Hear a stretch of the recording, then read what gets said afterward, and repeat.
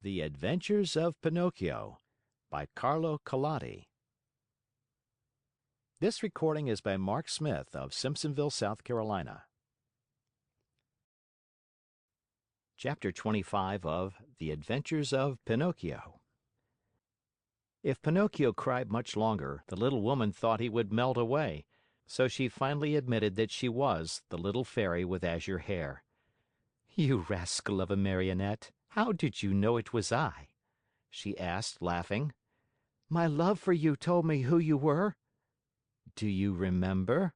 You left me when I was a little girl, and now you find me a grown woman. I am so old I could almost be your mother." "I am very glad of that, for then I can call you mother instead of sister. For a long time I have wanted a mother, just like other boys. But how did you grow so quickly?" "That's a secret." "Tell it to me. I also want to grow a little. Look at me. I have never grown higher than a penny's worth of cheese." "But you can't grow," answered the Fairy. "Why not?"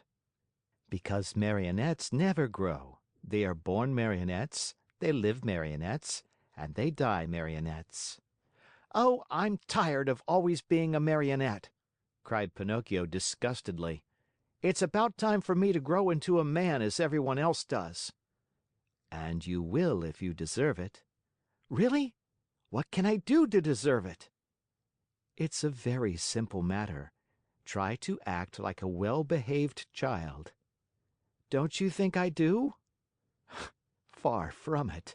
Good boys are obedient and you, on the contrary—" "And I never obey." "Good boys love study and work, but you—" "And I, on the contrary, am a lazy fellow and a tramp all year round." "Good boys always tell the truth." "And I always tell lies." "Good boys go gladly to school." "And I get sick if I go to school. From now on, I'll be different." "Do you promise?" "I promise. I want to become a good boy and be a comfort to my father. Where is my poor father now?" "I do not know." "Will I ever be lucky enough to find him and embrace him once more?" "I think so. Indeed, I am sure of it." At this answer, Pinocchio's happiness was very great. He grasped the Fairy's hands and kissed them so hard that it looked as if he had lost his head. Then, lifting his face, he looked at her lovingly and asked: "Tell me, little mother, it isn't true that you are dead, is it?" "It doesn't seem so," answered the Fairy, smiling. "If you only knew how I suffered and how I wept when I read, 'Here lies—'" "I know it, and for that I have forgiven you. The depth of your sorrow made me see that you have a kind heart. There is always hope for boys with hearts such as yours, though they may often be mischievous. This is the reason why I have come so far to look for you. From now on, I'll be your own little mother." "Oh, how lovely!" cried Pinocchio, jumping with joy. "You will obey me always and do as I wish?" "Gladly! Very gladly! More than gladly!" "Beginning tomorrow," said the Fairy, "you'll go to school every day." Pinocchio's face fell a little. "Then you will choose the trade you like best." Pinocchio became more serious. "What are you mumbling to yourself?" asked the Fairy. "I was just saying," whined the Marionette in a whisper, "that it seems too late for me to go to school now." "No, indeed. Remember it is never too late to learn." "But I don't want either trade or profession." "Why?" "Because work wearies me." "My dear boy," said the Fairy, "people who speak as you do usually end their days either in a prison or in a hospital. A man, remember, whether rich or poor, should do something in this world. No one can find happiness without work. Woe betide the lazy fellow! Laziness is a serious illness, and one must cure it immediately. Yes, even from early childhood. If not, it will kill you in the end." These words touched Pinocchio's heart. He lifted his eyes to his Fairy and said seriously, "I'll work. I'll study. I'll do all you tell me. After all, the life of a Marionette has grown very tiresome to me, and I want to become a boy, no matter how hard it is. You promise that, do you not?" "Yes, I promise. And now it is up to you." Chapter 26 of The Adventures of Pinocchio. In the morning, bright and early, Pinocchio started for school. Imagine what the boys said when they saw a Marionette enter the classroom. They laughed until they cried. Everyone played tricks on him. One pulled his hat off, another tugged at his coat, a third tried to paint a mustache under his nose. One even attempted to tie strings to his feet and his hands to make him dance. For a while, Pinocchio was very calm and quiet. Finally, however, he lost all patience and turning to his tormentors, he said to them threateningly, "Careful, boys! I haven't come here to be made fun of. I'll respect you, and I want you to respect me." "Hurrah for Dr. Know-All! You have spoken like a printed book!" howled the boys, bursting with laughter. One of them, more impudent than the rest, put out his hand to pull the Marionette's nose. But he was not quick enough, for Pinocchio stretched his leg under the table and kicked him hard on the shin. "Oh, what hard feet!" cried the boy, rubbing the spot where the Marionette had kicked him. "And what elbows! They're even harder than the feet!" shouted another one who, because of some other trick, had received a blow in the stomach. With that kick and that blow, Pinocchio gained everybody's favor. Everyone admired him, danced attendance upon him, petted and caressed him. As the days passed into weeks, even the teacher praised him, for he saw him attentive, hard-working, and wide awake, always the first to come in the morning and the last to leave when school was over. Pinocchio's only fault was that he had too many friends. Among these were many well-known rascals, who cared not a jot for study or for success. The teacher warned him each day, and even the good Fairy repeated to him many times, "Take care, Pinocchio. Those bad companions will sooner or later make you lose your love for study. Some day they will lead you astray." "There's no such danger," answered the Marionette, shrugging his shoulders and pointing to his forehead, as if to say, "I'm too wise." So it happened that one day, as he was walking to school, he met some boys who ran up to him and said, "Have you heard the news?" "No." "A shark as big as a mountain has been seen near the shore." "Really? I wonder if it could be the same one I heard of when my father was drowned." "We are going to see it. Are you coming?" "No, not I. I must go to school." "What do you care about school? You can go there tomorrow. With a lesson more or less, we are always the same donkeys." "And what will the teacher say?" "Let him talk. He is paid to grumble all day long." "And my mother?" "Mothers don't know anything," answered those scamps. "Do you know what I'll do?" said Pinocchio. "For certain reasons of mine, I, too, want to see that shark. But I'll go after school. I can see him then as well as now." "Poor simpleton!"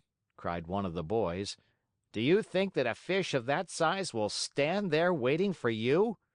He turns and off he goes, and no one will ever be the wiser." "How long does it take from here to the shore?" asked the Marionette.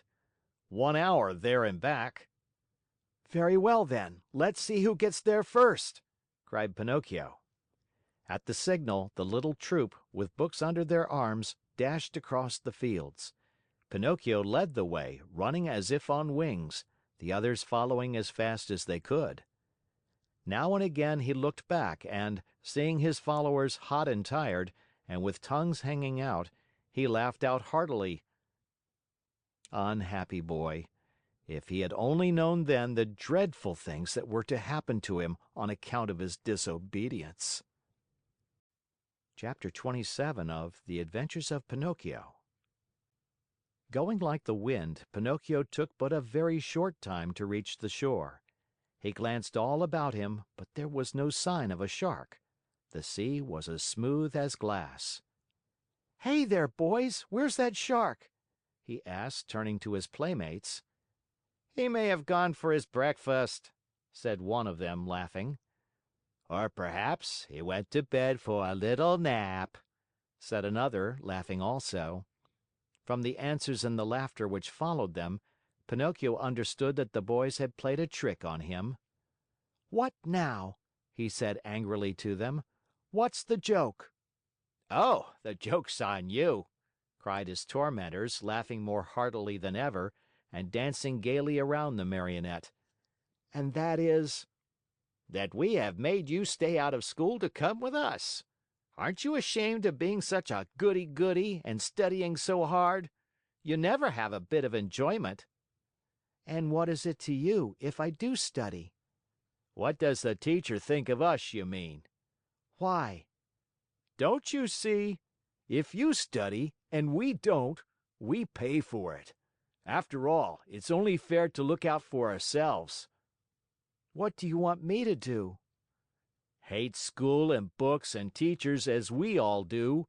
They are your worst enemies, you know, and they like to make you as unhappy as they can." "And if I go on studying, what will you do to me?" "You'll pay for it." "Really, you amuse me," answered the Marionette, nodding his head. "Hey, Pinocchio!" cried the tallest of them all. "That will do. We are tired of hearing you bragging about yourself, you little turkey cock. You may not be afraid of us, but remember we are not afraid of you either. You are alone, you know, and we are 7. "Like the 7 sins," said Pinocchio, still laughing. "Did you hear that? He has insulted us all. He has called us sins. Pinocchio, apologize for that or look out." "Cuckoo!" said the Marionette, mocking them with his thumb to his nose. "You'll be sorry." "Cuckoo!" "We'll whip you soundly." "Cuckoo!" "You'll go home with a broken nose." "Cuckoo!" "Very well, then, take that and keep it for your supper," cried out the boldest of his tormentors. And with the words he gave Pinocchio a terrible blow on the head. Pinocchio answered with another blow, and that was the signal for the beginning of the fray. In a few moments the fight raged hot and heavy on both sides. Pinocchio, although alone, defended himself bravely. With those 2 wooden feet of his, he worked so fast that his opponents kept at a respectful distance. Wherever they landed, they left their painful mark, and the boys could only run away and howl. Enraged at not being able to fight the Marionette at close quarters, they started to throw all kinds of books at him. Readers, geographies, histories, grammars flew in all directions. But Pinocchio was keen of eye and swift of movement, and the books only passed over his head, landed in the sea, and disappeared. The fish, thinking they might be good to eat, came to the top of the water in great numbers. Some took a nibble, some took a bite, but no sooner had they tasted a page or two than they spat them out with a wry face, as if to say, "What a horrid taste! Our own food is so much better." Meanwhile, the battle waxed more and more furious. At the noise, a large Crab crawled slowly out of the water, and with a voice that sounded like a trombone suffering from a cold, he cried out, "Stop fighting, you rascals! These battles between boys rarely end well. Trouble is sure to come to you." Poor Crab! He might as well have spoken to the wind.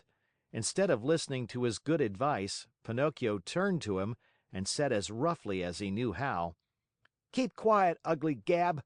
It would be better for you to chew a few cough drops to get rid of that cold you have. Go to bed and sleep. You will feel better in the morning." In the meantime, the boys, having used all their books, looked around for new ammunition.